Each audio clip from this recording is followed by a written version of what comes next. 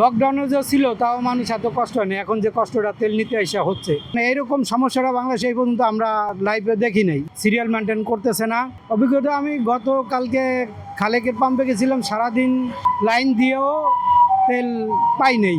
সন্ধ্যা 7:45 বাজে কয় যে তেল নাই, ওইখানে কিছু কারচুপি করছে, টাকা নিয়ে নিয়ে ওরা বলতেছে ভিআইপি দিতাছি, বিশৃঙ্খলা করছে, কোনো সিরিয়াল মেনটেন করতেছে না, এটা বললো। পরে ওখান থেকে রিটার্ন এসে আজকে এখানে 6:30 বাজে লাইন দিছি, এখন তেল সকাল থেকে দিছে, এখন বলতেছে তেল নাই, কখন গাড়ি আসবে, আসার পরে তখন আর কি তেল দিবে বলতেছে, এখন অপেক্ষায় থাকা লাগবে। তো এটা আসলে একটা মানুষের জন্য এই বাংলাদেশের মধ্যে এই তেল ক্রাইসিসে এটা একটা কষ্ট, মানে এইরকম সমস্যাটা বাংলাদেশে এই পর্যন্ত আমরা লাইভে দেখি নাই, যে তেলের সমস্যার জন্য এত লম্বা টাইম কষ্ট করতে হচ্ছে তেলের জন্য।